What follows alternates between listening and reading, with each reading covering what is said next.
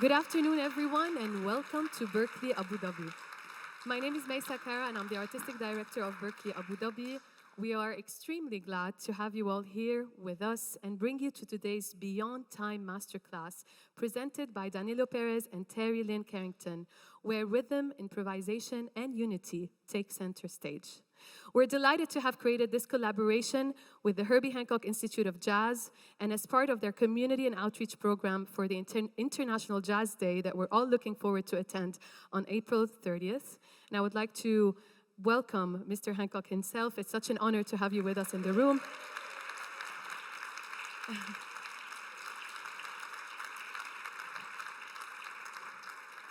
As well as our president, Mr. Jim Lucchese, who's here at Berklee Abu Dhabi for the first time.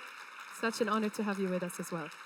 Thank you. Danilo Pérez is a multi-Grammy award-winning pianist, composer, and educator, and the founder and artistic director of the Berklee Global Jazz Institute. Terri Lyne Carrington is a four-time Grammy Award-winning drummer, producer, and educator, and the founder and artistic director of the Berklee Institute of Jazz and Gender Justice. We are following the masterclass today as well. You also get to enjoy a short performance at the end.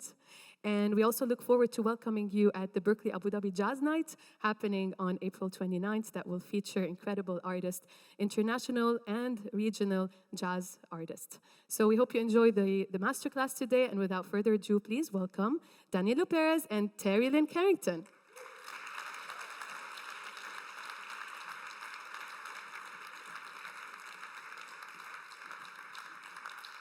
Good afternoon. Danilo and I we always call each other siblings, brother, sister. He actually calls me both brother and sister sometimes. I think this gets this translation. So you're really we're welcoming you into our living room because we're trying to sit up here and being a little bit formal, but we're so close that I think the best experience is if we just talk to each other a little bit and you get an idea of our history and our ideas about music, about life, about education, about jazz, or so-called jazz. There's so many names. I think Danilo wanted to talk first a little bit about our background and our history. So we did a duo concert not too long ago at Columbia University in New York, and we improvised. So part of the theme for this, Beyond Time, rhythm, improvisation, and unity. So we improvised for 1 hour, and we had this slideshow going, which showed our history. And what you won't hear is, because the volume is muted, but we had talked to each other. So you would hear us talk for a little bit, then it would go silent, then we would talk. And we improvised to what we were talking about. So we're just playing this so you can see some of the images without the talking, because we're here talking. But we have a very long history you actually went to Berklee. You started, I think, right when I left. So I think we didn't cross paths there, but we crossed paths shortly afterwards. And then Danilo called me. I think we played first with Mike Stern and John Patitucci and you and myself. And then you called me for your album, Panamunk, which solidified our relationship even more. And then we did our ancestry DNA test. And this is something, because since we met, it was like an initial reaction of attraction, like magnetic. It's like sister, brother, But for years, we had a suspicion that there was something beyond that initial feeling. There was something ancestral about it. And we did the test, and we came out, we are both from 50% Nigerian. So I also had my tendency to wear clothes like this. And I didn't know why. I didn't like the other, with all due respect to the suits and all of that. I just resonated more with this. I feel comfortable, especially Herbie, when improvising, like if I want song ideas, I look at these signs, and I try and play a chord that feels this way, or but it was interesting that we actually came up as it was kind of natural. Since I met you, it was a natural. It was the beginning of, for me, it's the meaning of the word love. Seriously, I just fall in love with her, and I think she fell in love with me. But I do want to start talking about, I want to ask you about your background a little bit, because I think it would be nice to see how we forged each other, wrote, and then it kind of came together. And it would be, how was, when you were a child, learning this music? How do you come to do what you do? Well, I think, that's another thing that we have in common is we both have fathers that were musicians. And jazz, the lineage of jazz has been very patriarchal, passed down from, not just father to son, but even with mentors and apprenticeships, it's been mostly male to male. So when I was born, I come from a family of 3 generations of musicians. I'm the 3rd generation. And when I was born, my father wanted a boy, and he was very disappointed to get a girl. But until I took an interest in music at 5, and then he did everything. I think he quit his job and everything. He got a job where he could just stay home and take me to my lessons and all of that. So I really love my dad for all the sacrifices he did so that I could be successful. So he always says that my success is for him and his father. But yeah, he started taking me to clubs, and I was, 5, 7, 10, and he knew so many musicians. I would sit in with them, and, they gave me a shot. At the time, thank God. So I always say I had both literal and metaphorical access, And, thank God, because I didn't see any other women as role models. Now, I didn't see any other women play drums ever until I got to college. But I was so young when I started, I never really thought about it. And then, eventually I started going to Berklee. Actually, I got a full scholarship when I was 11. Since we're in Berklee space, I will talk about how Lawrence and Alma Burke, the founders of Berklee, heard me play with Oscar Peterson when I was 11 and gave me a scholarship. So I started going once a week from then on, and full-time when I was 17, and then moved to New York. Started playing with people like Terri, Pharoah Sanders, New York Jazz Quartet, which is Roland Hanna and Frank West, James Moody, Stan Getz, and then I heard about this audition for Wayne Shorter, and when I was 21, and there were 14 drummers, and I got the gig, so that was really pivotal.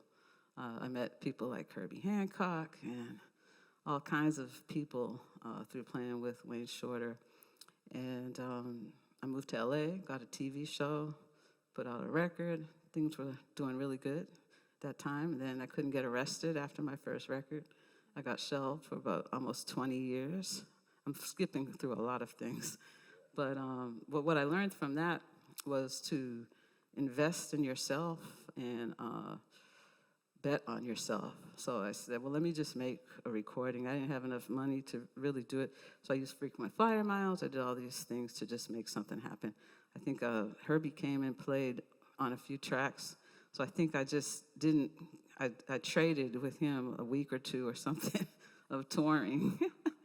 And, so it kind of brought me back out as a leader. But in the meantime, I was recording and working with people like you and Herbie and Wayne and Al Jarreau and doing late night television, Quincy Jones's Vibe TV show, Yeah, Mulgrew, that was one of my first record days with Mulgrew Miller. And I was in New York for about 5 years playing with what was, I guess, kind of considered, well, I won't say young lions, because those were the people that were signed to CBS and Blue Note and labels like that. But there was a Brooklyn cohort of people that I was playing with, Jerry Allen, Greg Osby, Steve Coleman, Robin Eubanks, Graham Haynes, people like Vernon Reed, Cassandra Wilson. We were all kind of a crew of sorts. And then I left and went to LA and did a lot of work with Diane Reeves. She's one of my oldest, longest friends, because I met her, first gig I ever did, I guess it was the first professional gig, was a guest with Clark Terry, because the first time I got paid. He paid me $200, which had to buy my flight, my parents' flights, to go to Wichita, Kansas, but I was 10, and I met Diane Reeves, and we've been friends now for 50 years. And yes, it's been a wonderful journey. I think we'll talk later about what drove us to where we are as far as our missions and our purpose with what we're doing at Berklee. But before we go there, let's hear your background story. Well, remembering my early childhood with my dad, he was an educator, and my mother was an activist, actually.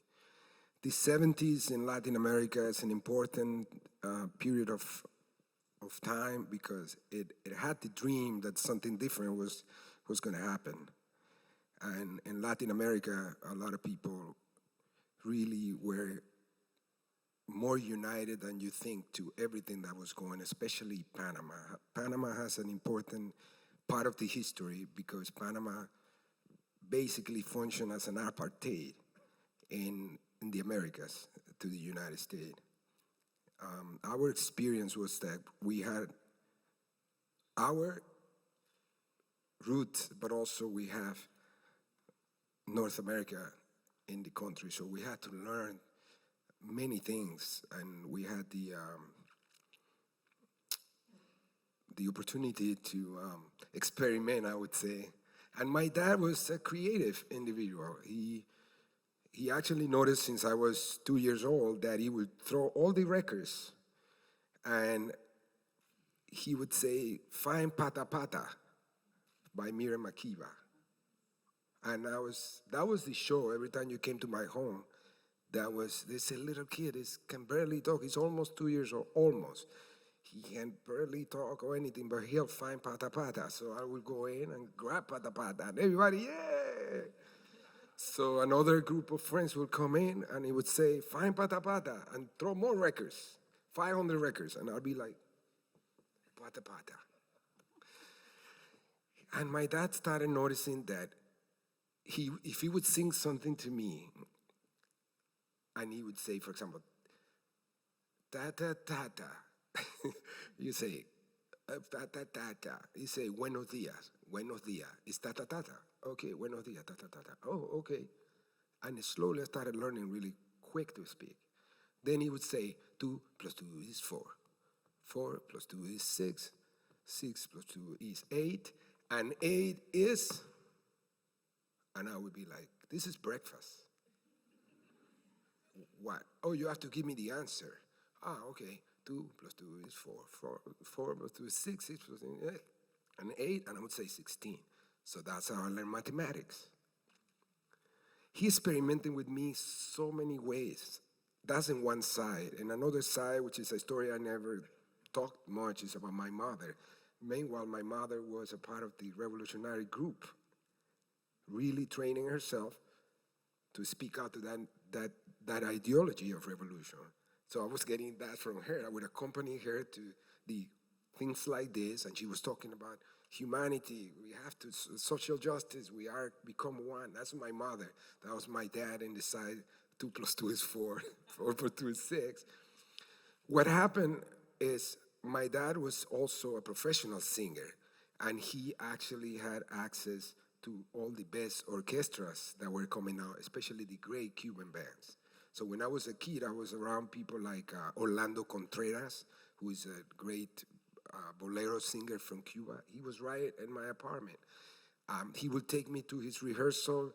He alternated with people like Benny Moré, Chucho Valdez's father, Bebo Valdez. So I was exposed to all these things. And actually, he bought me the little bongos. I still remember this. You probably seen it. It's like a woody-looking bongos that he would say, "This is how you do this." Tum taka tiki taka tum taka tiki taka tum taka tiki taka tum ta. So he give me the bongos and the little clave, and I'll go to rehearsal, and he would put me on the side, and the orchestra was playing, and I have my little congas. And that was my beginning with the music. It was artistic, but it also was the foundation of what I believe music does for humanity, where I come from, my whole understanding of how music should play a more important role. So the other thing I want to point out, my dad started to take me as a guinea pig for an experiment, which was he saw how music affected a young mind, and he wrote his thesis in university called "The Influence of Music in Primary Education." So now he went into concept of like music therapy and how music, it was really ahead of his time, almost similar without knowing Mr. Abreu in Venezuela. And that is really the foundation I have. And playing with him, I remember going to the conservatory. He was very interesting. He passed me to the conservatory, and then he said, "This is where if you get serious with music, that's where you study." And he just kept going. And I'd say, "Wait a minute, can we go back? I want to be serious. I want to go there." And he goes, "Oh, really? Okay. But you have to take a bus, and you're only 10 years old. Can you do that?" I say, "Yes." The first time I got lost, I got home at 12 o'clock at night. My mother was going crazy. And I said, my mother's like, "I don't want you to do this." I said, "Well, I have to do this, Mommy. This is a passion." She said, "Well, you got to give me something in return." I said, "Like a real career."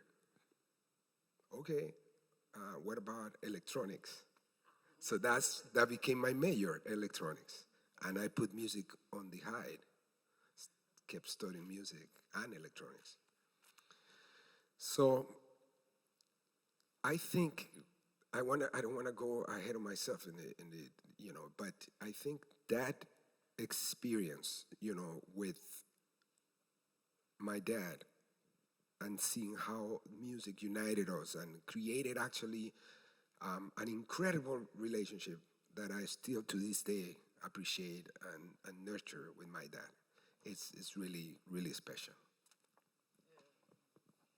And also, I think one of the things that attracted me is just the sense of community. Oh, there's my grandfather. I just happened to turn.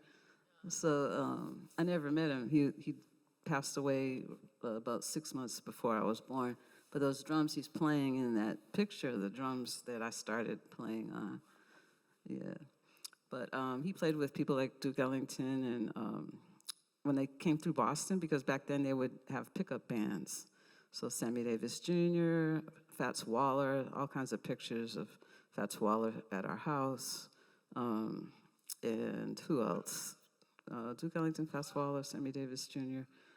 He went to school and was roommates with Chu Berry, who was a great saxophone player, not to be confused with Chuck Berry. But anyway, what I came away with at a young age is a sense of community, because so many musicians came over. Our house was kind of the place you would go for dinner. Papa Joe Jones, Nat Adderley, just all kinds of people would come by, and they would encourage me, and then they would eat dinner, and it just seemed like a happy environment. So I remember when I was young, and I did an interview for the Boston Globe, and they asked me why I like to play jazz. I said, well, jazz makes me happy. And I think that feeling, because you and I have talked about, when we ask students sometimes, why do you play music? And we're looking for a deeper answer generally than because it's fun. We're trying to, we're hoping that our students come to a place where it's more than fun, but like you can change the world with how you play. You can, have a mission.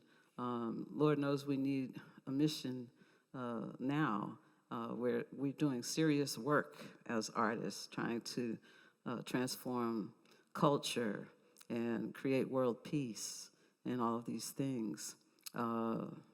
We talked about this panel being beyond time and rhythm, and being in rhythm with the universe, in rhythm with each other.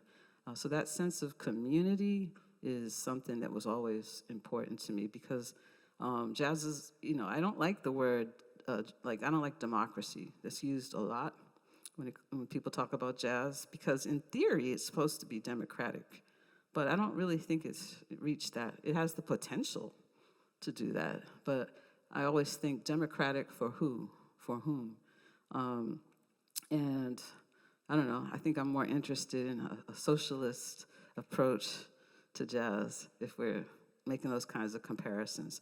I think it's more about the collective than about the individual, though we have sometimes these individuals that stand in front of a rhythm section and play. Hopefully most of the time it's a group, collective improvisation, but sometimes it does feel a little separate. And that's why when I started playing with Wayne Shorter and Herbie Hancock, this idea about not just kind of playing ahead, taking a solo, taking another solo, taking another solo, playing ahead, that kind of became something of the past. And it's more about this, collective energy, collective spirit. And I think that's super important for me as to why I not only why I enjoy playing jazz, but also why I teach, and why we can move maybe into these institutes that we created at Berklee. But for me, when I started thinking more about the collective and who sometimes was left out of this collective, and how there was not equity within this kind of jazz culture, then I felt I really found a mission and a purpose and a reason to work as hard as I do at trying to create value in this community and this culture. Because I went to a Berklee meeting it was called the Women in Jazz Collective, a student group, and they were telling me really sad stories, things that I had never experienced. And then I realized if I'm not, helping them and doing something and not being okay with always being the only one, because I think we have a bad habit of kind of letting people in and then they're the only one, so it's exceptionalism. And there's really something wrong, I think, with that idea of being the exceptional one, because it leaves out a lot of people. There's a study that Lara Pellegrinelli did, and it was really interesting because it was about, 6 or 7 years ago, but people are always looking for statistics and data on these things. And at this point, for the NPR Jazz Critics Poll, there was at least 5 women in the top 10 poll. I think it was Chris Davis. A lot of them teach at Berklee. Myself, Linda Mahon-O, Esperanza Spalding, and I think Mary Halverson. And so people had this illusion that there was, some form of equity. But then when you looked at 100, the top 100, it was more like, 15% or something like that. So things like that. And I would read articles that would say, well, yeah, there's Esperanza, there's Terri Lyne, there's Jerry Allen. But what about everybody else? We can't keep looking at the same people. Just like how we kept, back in the day, kept looking at Mary Lou Williams and Melba Liston and, maybe Shirley Scott, those the same people and same names. So that's why I started getting more involved with gender equity work, because I realized that I was actually part of the problem and that I had kind of subscribed to this way of thinking about, well, just practice, just be good. So if somebody says, I'll hire a woman if she's good, they're not taking into account all the things that it took to get there, because it wasn't equal.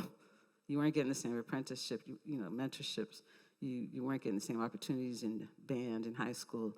So then you expect people that, were basically marginalized to show up fully formed. And so when these kinds of concepts hit me like a ton of bricks, that's when I started doing a lot of work toward this cause.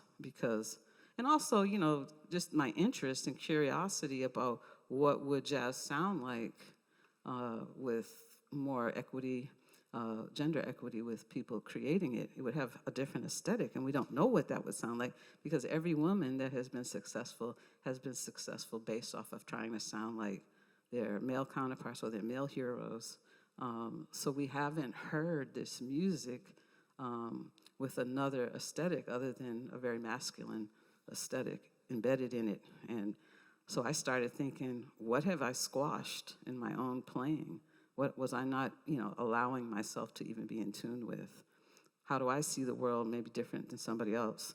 And how does that sound if I'm trying to create music really, authentically?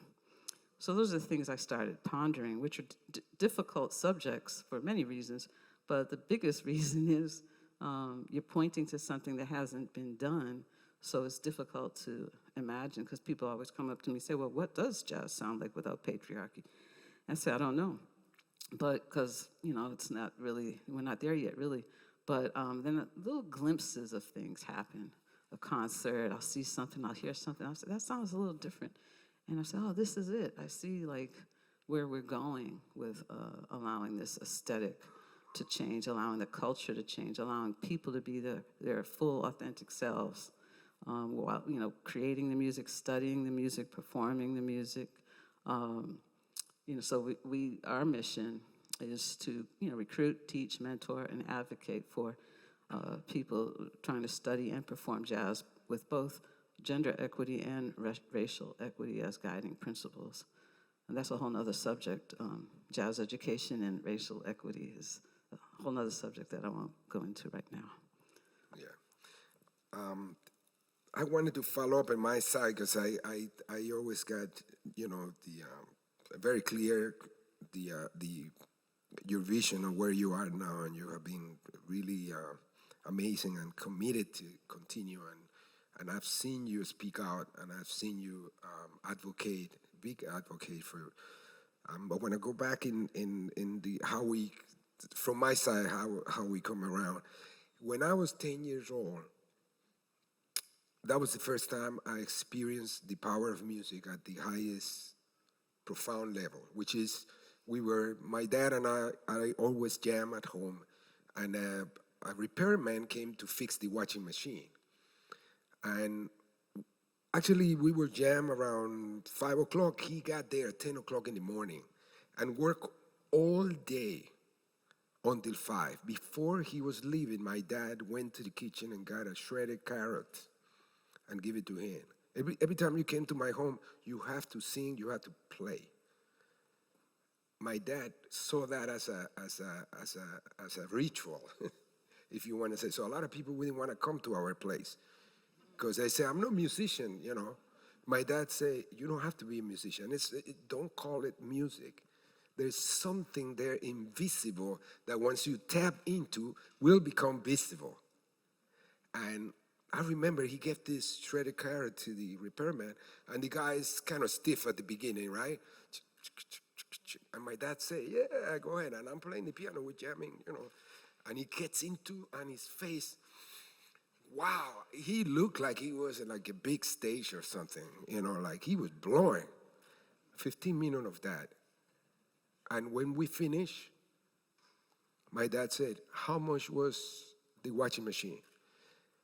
And he looked at my dad and said, I am embarrassed to charge you. I can't charge you because what I just experienced put me in the mindset that the one who should pay here is me. And I was 10 years old, and that went right to my heart. I just couldn't believe that music invalidated money, that there was something else that he felt, that it was profound. And that was my first gift of the universe with music, like to see the power and the potential of music as a catalyst for change in humanity. The second one that I wanted to mention was I left Panama. I got a scholarship at Berklee. I got the Quincy Jones Scholarship. And I was there 2 semesters only because Donald Brown, a great pianist and a great teacher of mine, recommended me with John Hendricks. So I went to New York, I auditioned, I got the gig. So by this time, I'm having conflict with my mother because I'm quitting. You know, I quit electronic, I quit Indiana University, Pennsylvania. Now I quit Berklee too because John Henry said, come on the road. And I said, but I'm studying at Berklee. He said, they are trying to teach you what I invented with the cats. So I said, you gotta come on board.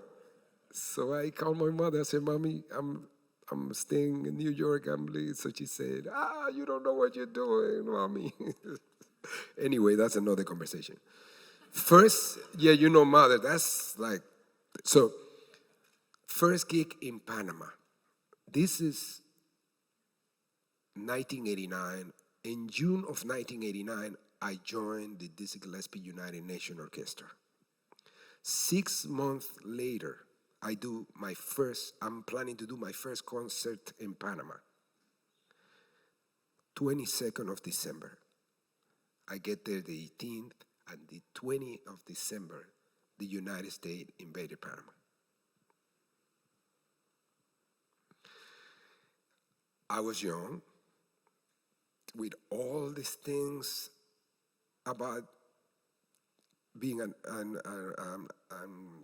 believer in the change of humanity, and I had the greatest idea that I could have. If I am going to die, because that's what it felt like we were going to die. If I'm going to die, I want to die playing jazz, playing this music. And you know, I convinced a friend of mine who was the promoter, and we went to a club. And we played the concert, the 27th. A week into, they looking for Noriega. I go in the club with the tank on the street, with the curfew, with all that stuff going on. We have to drive 5 kilometers. If you drove faster than that, you would get shot. I drove 5 and I went slowly. I got there and I played for 3 hours non-stop. No one fight. The idea of becoming one, I saw it and felt it in that moment. There were people who has lost their family, who has lost many things, their mother, you know, and they came together to the feeling of the vibrations of music. And I left crying, believing what I believe, that music is the ultimate weapon of change for us. We cannot mess around anymore. We are living those times. And jazz, the ultimate beauty. I had a conversation, I never forget that conversation we had, where you say something to me that still resonated this day. You said, think about everything that happened and what the humanity, what's the survival, the beauty, the eternal, the eternity, the turning poison into medicine, what we are capable of doing and what we have done through music. And what we are doing here, celebrating all our cultures, oneness, we are celebrating, we all together. That experience in Panama sealed the deal for me. I am going to fight forever on the power of music for the betterment of humanity. And I am going to try to create a curriculum and a guidance for the younger generation to activate that within themselves. Because when you have a gift, the gift of music, the gift of the unspoken, you have a responsibility with this community. You have a responsibility with this world. And I think this International Jazz Day is a great demonstration on what music does. That's a great moment. But International Jazz Day should become 365 days, a mentality of a 365 day, not only one day. We need International Jazz Day, International Jazz years. From here to the end, whatever time we have here, this gotta be the ritual. We have to come together as human in this marvelous and beautiful way that is through the sounds and frequencies of music, what we call music. So TJ, I was convinced. After that was it. I committed, and I remember one time Wayne told me, I heard you doing a lot of stuff in Panama, like, and everywhere you're doing activism and all of that. I said, yes, but I have a hard time because I'm wearing so many hats. And I teach, I do this. And he gave me that brilliant remark that Wayne always knew how to do, just a genius. He said, Danilo, play and write, compose and play music the way you want the world to be like. And I'd say, oh, it's one hat.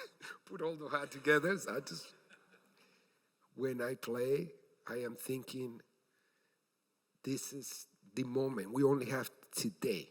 We don't have, we were talking about it, she'd say tomorrow. There's no tomorrow, it's today. The past, when? We are today. And today I'm grateful to be here sharing these stories and here with my sister, with my mentors, with the people. And that's why we're here. It's a community that we're building, not for one day, it's eternal. And we don't know what's happening after. I really, really believe, and I told Wayne, I said, we're going to see you again. We're going to meet again. And he went, you know what I mean? And yeah, I think that that's also very important, the lineage, and also probably partially, why we're so connected. We had so many of the same mentors, from Roy Haynes, Jack DeJohnette, Wayne, Herbie, and we're at the same age. So I'm actually, he doesn't like it when I say this, but I'm actually 4 or 5 months older than him. So, but she's out. But yeah, this idea of lineage and mentors. So, and when we talk, we sometimes do some forums, gatherings at Berklee together, and we talk to them about this history and lineage of which we come, which we're passing on. So we often talk a lot about Wayne because he had so many beautiful one-liners, so many beautiful things to quote. For me, a couple of them were, which really changed my life. I remember doing a show with him at Town Hall, or one of those big halls in New York, and I was 21, and I thought I played terribly. And so I was just dark afterwards, because I think like Max Roach came, Billy Hart, Jack DeJohnette, Michael Carvin, like all these drummers came. And I had just got the gig, and I felt awful. And he said, music is just a drop in the ocean of life. And when he said that, it put it all into perspective. I mean, I really heard him. Sometimes people say stuff, and you're like, oh, that's great. But you don't really hear it, But when he said that, I really heard it, and I took that as I can't focus on myself, music, or just even my playing in a concert. It's just a drop in the ocean of life. And once I started thinking about life and not music, those moments became less frequent, where I was putting myself down or feeling, all these things that people talk about now that we didn't have words for back then, like imposter syndrome. We didn't know what that was, but we were feeling it. And I even say I still feel it sometimes. I think I felt it the other night at Kennedy Center. And I said, well, if I'm feeling imposter syndrome after, several Grammy Awards and all these accolades, what are other people feeling, especially young women that are always entering, kind of being invited into a space. So, I try to talk to them about taking ownership, in this music, in this art form. Not feeling like you have to be invited to the party, but throw the party, Another thing that Wayne said, he said, what's one night in the eyes of eternity? And when he said that, he was talking about a hotel room, because I was complaining about a hotel room. He said, well, what's one night in the eyes of eternity? So I'm thinking, okay, that's easy for you to say. You're in the suite, and my room is shitty. But I took that and really used that for so many. It still saves me. It saves it saves me from spiraling into something I don't need to spiral into. It makes me see the impermanence of situations, especially the ones that aren't pleasant. So I can now sit in an unpleasant situation and be okay. So many lessons from Wayne, and so many lessons that we share, with our students, from him, from Jack, from Roy, from all the people that we've shared. Dizzy Gillespie, we both, played with Dizzy Gillespie when we were younger as well. So many parallels that we've had, so it's no wonder that we have also this connection playing. As a drummer, the drum-piano connection is super important, because we could either get in each other's way a lot and just, it can be messy. And sometimes messy is good, but it can be messy in a not good way too. But with you, there's always this connection, and I always say, there's only a few piano players, and spoiled playing with Herbie Hancock for so long. I'm like, God, where do I go from here? Like, what piano player do I want to play with? But playing with Danilo always brings out also this, as you talk about, this Nigerian connection, a Pan-African connection, because I'm from Boston, and I didn't grow up learning claves or anything like that, But when I started playing with you, you would just sing me a rhythm. I'll just play this, right, Mississippi. I'm like, okay, and I related, and then we started talking about, this universal eighth note. You reach a place where your flow is going to work kind of no matter what the rhythms are. You could be playing straight ahead. You could be playing, Afro-Caribbean, Afro-Cuban grooves.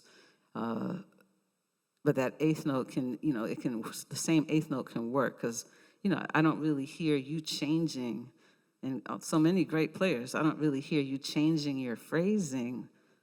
The backdrop changes, but your actual phrasing kind of remains the same. So when we were talking about that, you said, oh yeah, you mean the DNA of your eighth note.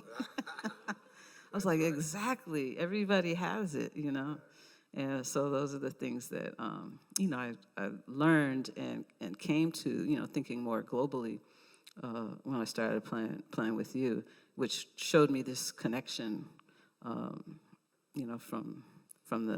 Africa to the Americas and beyond. So I know at some point, we don't want to bore you to tears, because, we could talk all night. No, that's a fantastic topic. I mean, one of the things that I want to mention a couple of things in regards to that. For example, there's one moment I remember with Dizzy Gillespie, and he was trying to get everybody to play ba boo ba ba da boo da da da ooh pa pa da ooh pa pa da boom ba da da da da. So the tempo was like this. This is the one. 1 2 3 4 1 2 3 4 1, very fast.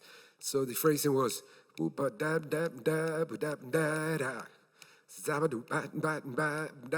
So he got in the bus and he started to explain, hey guys, I want to check with you guys in the part. Can you check the part? It should be ba boo ba ba ba boo da boo da ba. And then they say, yeah, we have it. Pa pa pa pa da pa da pa da. And he said, there's no P because P is too short.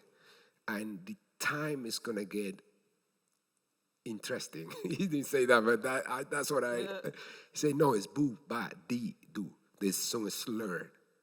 The syllables of this music are important. And that was Dizzy in the bus talking. I was like, I wrote language. Wow.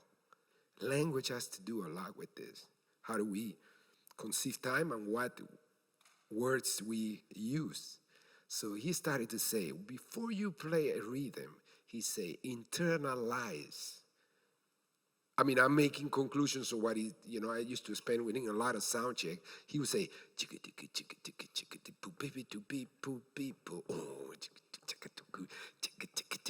and I saw him becoming the drummer as he was singing.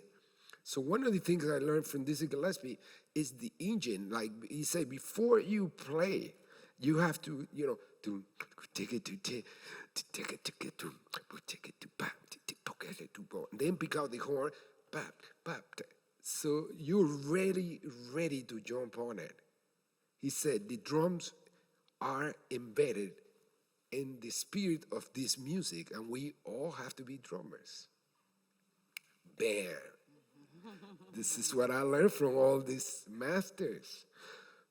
Roy Haynes had that amazing. Roy Haynes could go pling, pling, pling, pling, but when from the spangling, from that to the next one, there was so many things that could happen. So I always told you, Maestro, that your record, Invention and Dimensions, gave me a guiding light for what I have studied. And I tell you why. And now that we got this here and everybody's here, I think I want to share this story that I had the blessing on, or hearing directly from an interview I did to you in Panama. You wanted to make a Latin jazz record. That's what you told me. And then you also told me you called Miles and you had a bass player, a Latin bass player in mind. And Miles Davis said, who should I get from? I'm trying to get this bass player. And he said, no, get Paul Chambers, man. That's the guy, Paul Chambers. And you said, Paul Chambers. And then you said, the Miles said, he knows everything. What he meant by that is there was something about to happen that will create a DNA of what that swing feel. See, this, and I want to say this on record, and maybe I'm completely wrong, but Dizzy Gillespie, the first lesson he gave me, I'm playing with him, and I'm going like this. And he came to me and said, what are you doing? I'm saying, I'm tapping in 2 and 4, No, you don't tap in 2 and 4. Boom, boom, boom, boom. Boom, boom, boom. I said, wow, people have been telling me that I need to do this. He said, you're backwards. You're backwards. The groove is 1 and 3. Yeah. So I remember that in this record, if you hear a track called Sukotash, which I use as a Sukotash, you go and check that track. You're going to hear the West African connection, we call the Abakwa, to the feeling of that swing beat. Jazz will never be a 4/4 for you anymore. I promise you that.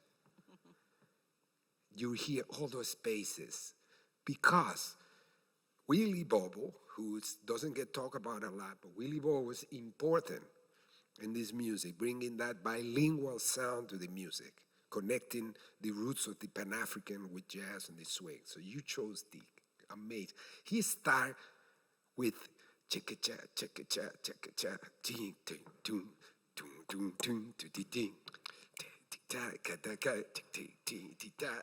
so we are here. 1, 2, 3, 4, 5, 6, 7, 8. It's almost like 12/8, right? And Paul Chambers, he keep playing the abacua, and Paul Chambers say, oh my God, I played this on and on for the students, and I said, feel that.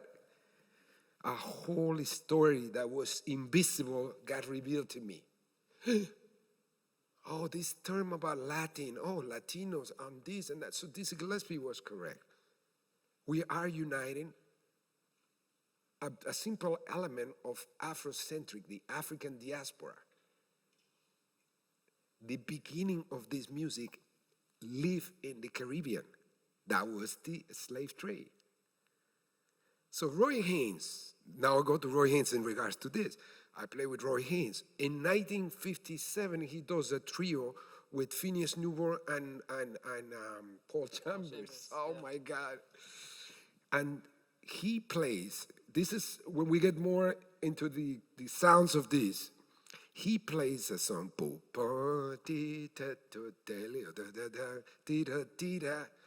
What he's playing in the hi-hat is this. You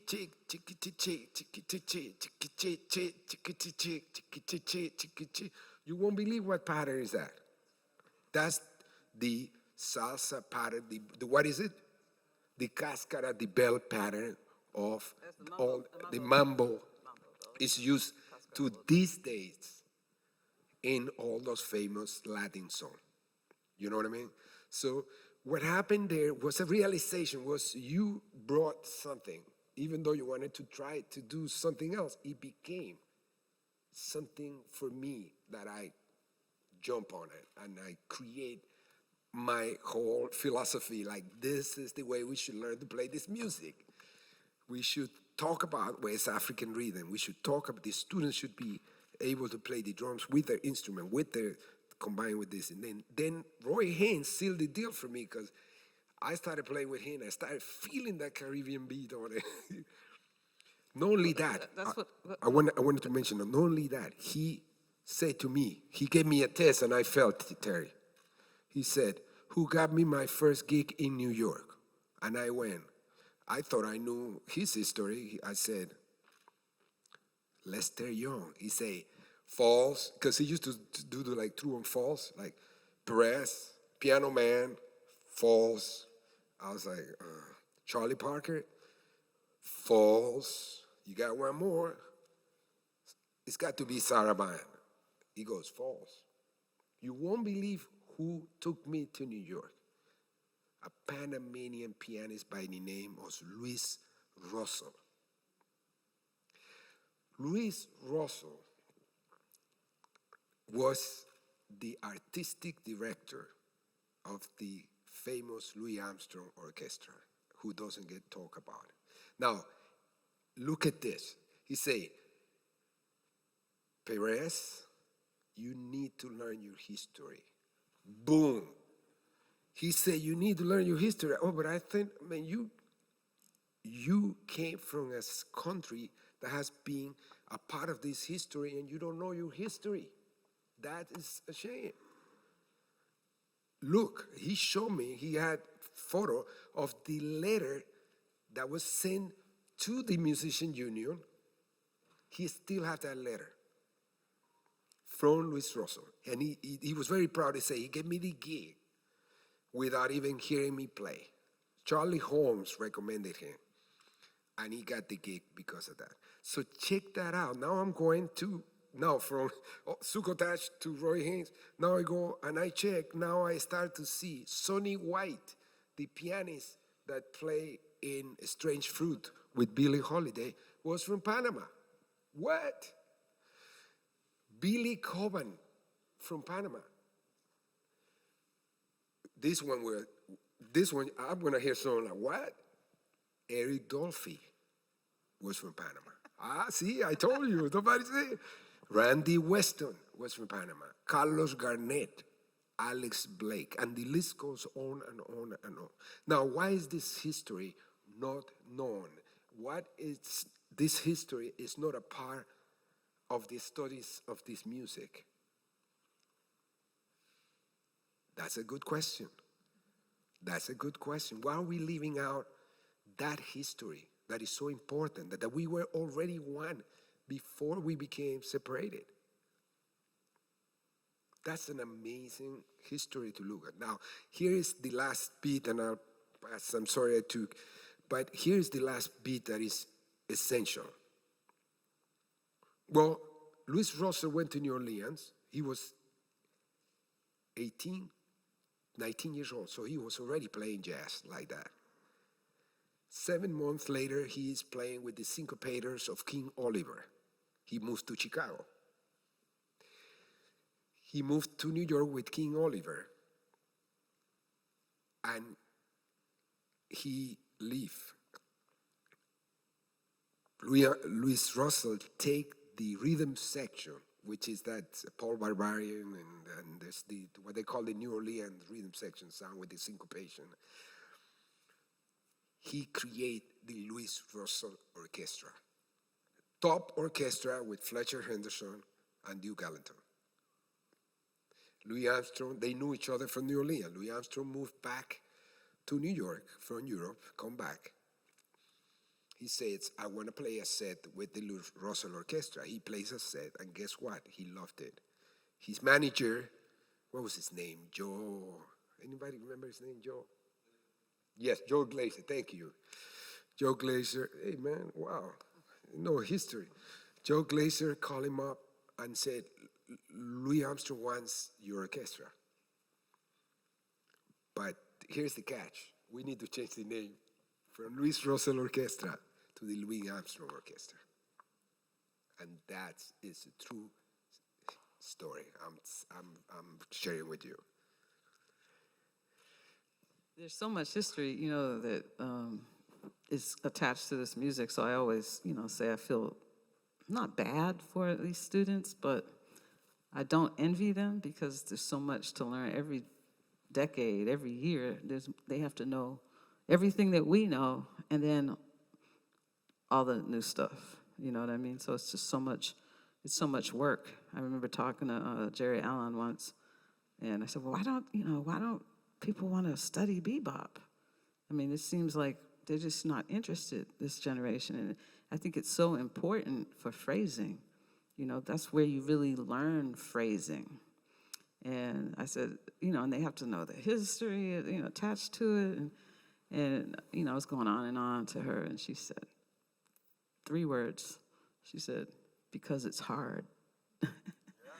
And that really, because I think it's really important to study and figure out ways to study these things, even if you don't take the deepest dives, I'm not saying to be peripheral about it, but to figure out a way to check out all of these things. Like, hopefully people were writing things down as you were talking, because I'm sure you said some names that some people had never even heard of, even musicians.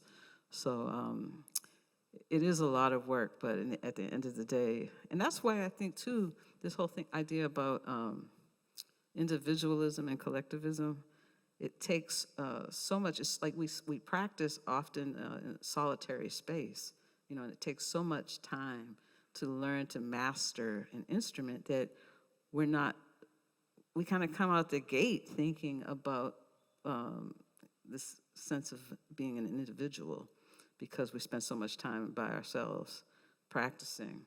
And I just think that these are all things, that we have to think about, like how do you transform from this kind of, inner work that you're doing, and then transform that into really thinking more about community in general, and transforming that opposed to just transforming yourself. So those are things like, like when we play with Wayne, right?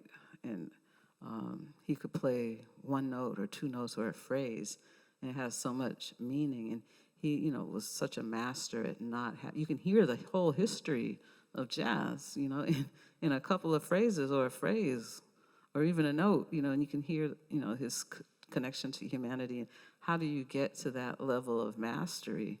And, I think you have to leave this sense of being an individual, even though you're still going to be an individual, but you have to leave that kind of solitary space and really open up to things that are just beyond self. But what I was thinking about when you were talking about Roy Haynes and his beat being Caribbean, and that, made me think that's why he remained so hip, because it wasn't so entrenched with this triplet that we are told is jazz. If you start playing the drums, there's a very specific swing feel that's very triplety. But Roy Haynes, when we go back to that eighth note that we were talking about, he was doing that, really from the beginning, his early records. It was a wider triplet. It was an eighth note that was not quite a triplet, you know what I mean? So it sounded more modern because of what we're talking about, this kind of Caribbean influence in his playing. I never really put that together until you was, talking about him as having a Caribbean foundation. And to me, that's a big part of what made his beat so modern. Why we don't show them, like, maybe... Now, we're going to play a piece that I recorded, Bright Mississippi. I think that would be good, too. We'd like to invite Destiny Diggs.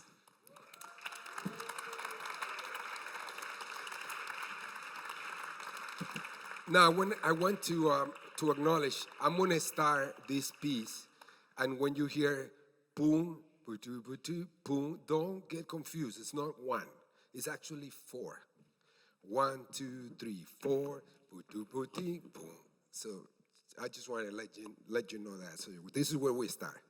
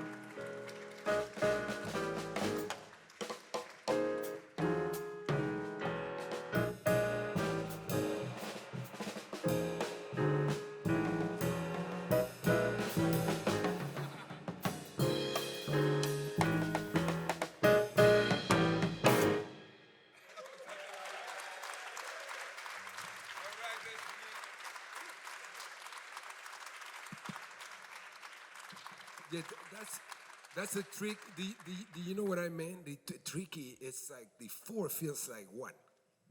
It's kind of tricky, as Sonny Rollins say. Great. Any question about that? Later, write your question and we continue on. All right, let's continue. Let's do something. Oh yeah, yeah. Yeah, she brought it in today. This is amazing. Destiny brought the energy. Let's see. I say, I haven't played this in a long time. She said, don't worry. Somebody transcribe it. I have it. So now I got to read.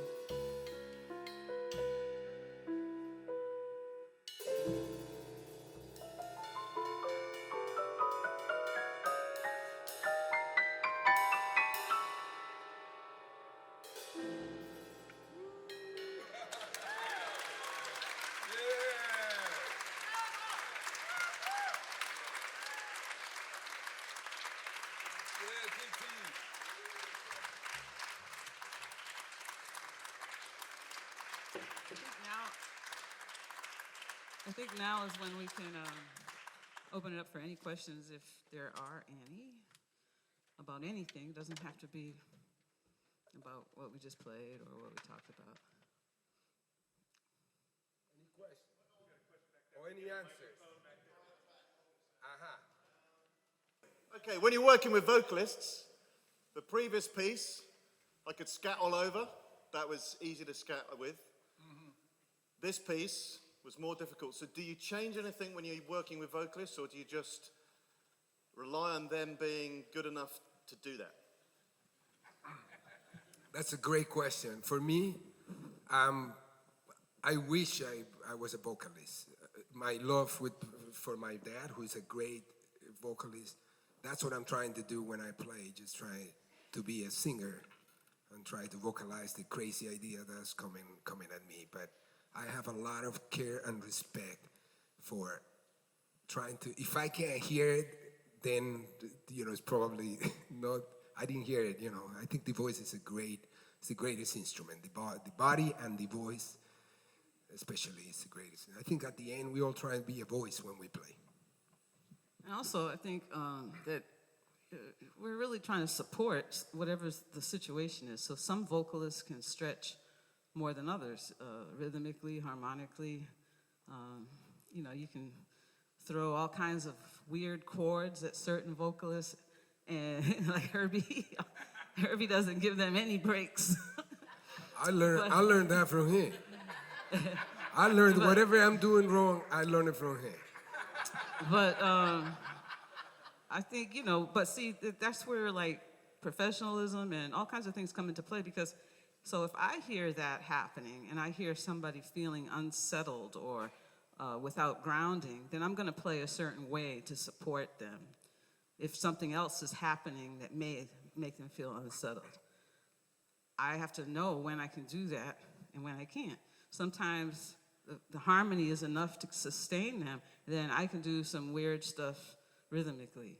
So it's kind of, each situation is different. But I used to take gigs with certain vocalists just to keep me honest. Vocalists that needed to hear the hi-hat on 2 and 4, or whatever, you were doing that needed to hear that steady time. And then there's other vocalists that want you to push them and to know when their energy is rising and what they need at any given moment. So it's real art, to playing behind a vocalist. I mean, if you want that kind of gig, you know what I mean? Some people feel like, let's just push the limits all the time, but some vocalists can go with that and some can't. So I've learned, a lot of lessons from working with Cassandra Wilson, Diane Reeves. Like, Cassandra doesn't like cymbals. So that was really challenging to try to find ways to play mostly drums and very little cymbals, but it was a good experience. Yeah, and another thing I'm thinking all the time I'm fortunate if we don't have other instruments, it's like a small orchestra. So I'm learning to dance around. One great record that I actually listen a lot to is the Lonely, the Nelson Riddle arrangements for Frank Sinatra. You learn a lot about orchestration, and that's what we try to do. Some vocalists are completely comfortable with you dancing around them and being orchestrating, and other ones need more key points, like I need to know where the notes are, and you experiment. A lot of different people are, as Terri mentioned, they're different, And we play Bright Mississippi, the first one by Thelonious Monk, and we got lost so many times. We just found our way back. So the chaos comes from that, trying to find yourself in that. It's like being in the moment, and then also we got overjoyed. But I think we never lost the melody. So as long as we can feel and feel the melody and feel you find your way and just start having fun, Does that help a little bit? Yeah, okay, good. Yeah. We've got a question in the back here. So on the topic of dancing around things, growing up playing in clubs, have you noticed the transition of people just enjoying the music, moving their bodies to kind of becoming solemn and in their minds and kind of sitting down rather than like getting into the music? I'm curious what your take is on that as you've kind of seen jazz become more popular in different ways, but noticing that people don't move as much to the music as they might have as you were coming up as musicians. Yeah, I think that we cannot ever lose sight of the connection between dance and jazz, or dance and music, period. I think they really do go together. Even when it's avant-garde and you don't think there's a beat, there's always rhythm, and there's something that you can respond to physically, something you can move to. You know, I think there was a very major shift when the, bebop era arrived, from jazz, being more of a dance music. I think it was, a great thing that happened. Do I wish dance remained a little more integral to the art form? I do. But I get it. People wanted to play halls instead of, places where people could dance. People wanted to be respected like classical musicians. And, people wanted people to sit down and pay attention to them. And so the presentation, shifted. You have suits and halls where you couldn't stand up and dance. And I think that was great and it was important, but I also think people are having this conversation now a lot more of how we go back to embodying the music more. And some people never stopped. My father bebop dances. It's very funny to watch. But there are a lot of people that will dance, to bebop as well. Yes. I actually, one of the things that I work with my students that I think are important is to shift the way you practice the instrument. And for any horn players or piano players, I just show you a little bit of how I do on the piano. But you turn the, like horn players tap the rhythms, tap the rhythms with it. Hear the rhythms you are playing. Some instruments are going to be more difficult. The piano, I would say, do a lot of inside work on the piano, and I just go like that.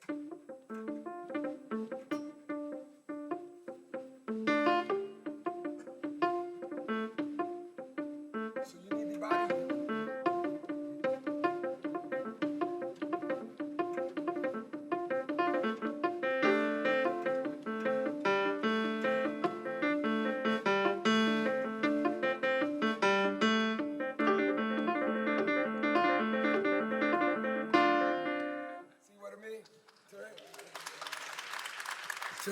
Turn your instrument into a drums, and then you don't have no escape.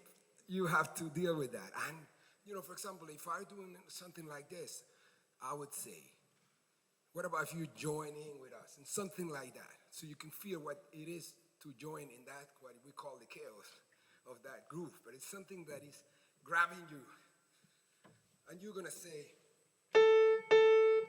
"You my camarivo. You my camarivo, you my camarivo."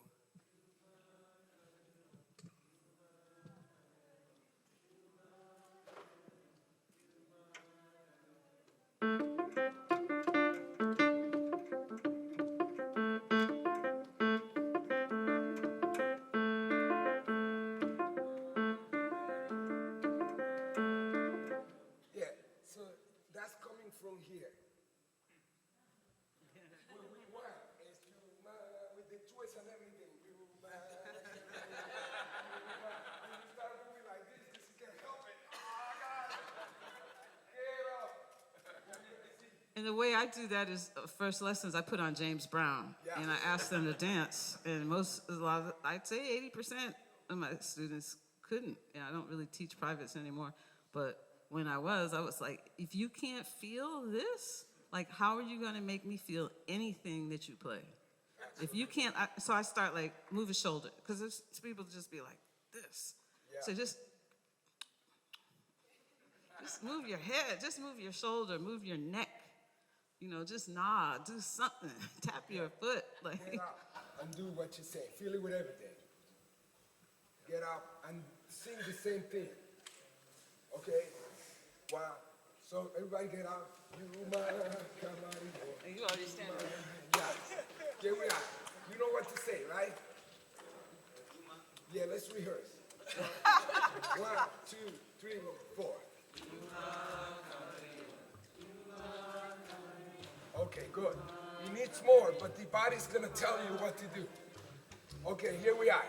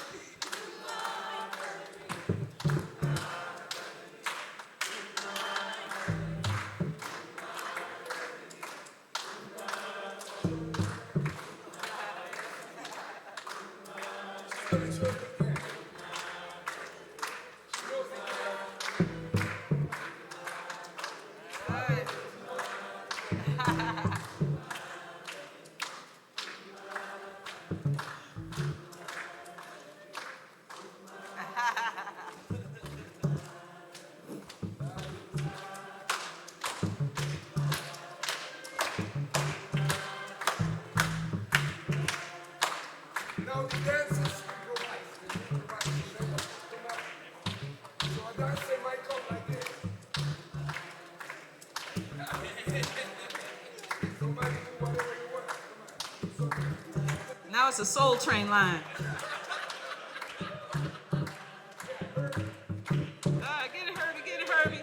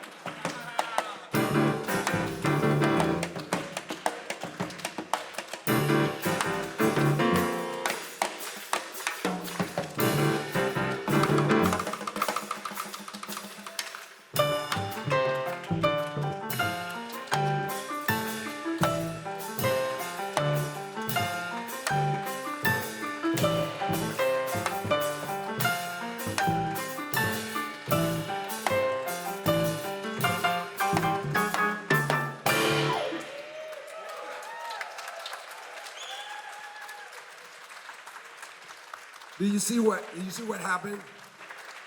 We are not playing. We are facilitating the fun and the playground. You give us as much as we are trying to do. And that's the connection that I think in your practicing, bring it up all the time. Imagine this scenario so you can feel uncomfortable, comfortable with the unknown. and I think this will be very helpful. Just every student right now, envision yourself in this situation, this music, a lot of times happen in this way. Happens because of an exchange of energy. And the energy doesn't come from us, comes from all of us. So you are part of what's going on, all right? And that was fantastic, yeah. Thank you. Talking about uniting cultures, we're gonna do a little experiment. We're gonna invite Mesa to come and join us.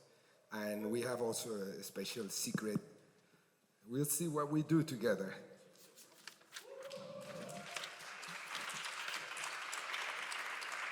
It's the idea of bringing cultures together, right?